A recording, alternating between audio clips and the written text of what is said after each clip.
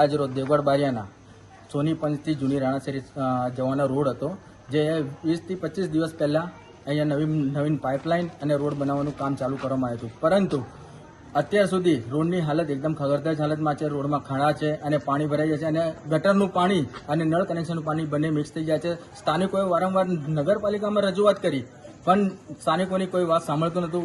હારી થાકીને જ્યારે સ્થાનિકોએ અમારી પાસે રજૂઆત કરવા આવ્યા ત્યારે અમે કોંગ્રેસ પક્ષ દ્વારા અમારા સ્થાનિક નેતાઓ અને અમારી પૂરી ટીમ સાથે આજે સોનીપતની વાડીમાં આવ્યા. ત્યારે સીઓ સાહેબ તથા સીઓ સાહેબને ટેલિફોનિક ફોન અને પ્રમુખ સાહેબને રૂબરૂ બોલાવીને રજૂઆત કરી કે આ રોડ વહેલી તકે કરવામાં આવે. જો ન કરવામાં આવે તો આપને ઓફિસને તાળાબંધી કરવામાં આવશે. અને જ્યારે દેવગઢ બારિયાનો રોડની વાત આવે તો તમને કેમ ઉદાસ નીતિ આવે છે? તમે કેમ ડાંગરિયાના રોડ મંજૂર થઈ જાય તો દેવગઢ બારિયાના રોડ કેમ મંજૂર નથી થતા? તે બાબતે પણ ઘણો ચર્ચાનો વિષય છે. એટલે અહીંની પબ્લિક, દેવગઢ બારિયાની નગરની પબ્લિકની તકલીફ તમને દેખાતી નથી એવું અમને લાગી રહ્યું છે. તેથી સ્થાનિક આખરે થાકીને અમારી પાસે આવવું પડ્યું. તેથી વહેલી તકે સોમવાર સુધીમાં જો આ રોડ ન બને તમે ઉગ્ર આંદોલન કરીશું. રાજેશ રાવલ, દેવગઢ બારિયા, કોંગ્રેસ શહેર પ્રમુખ.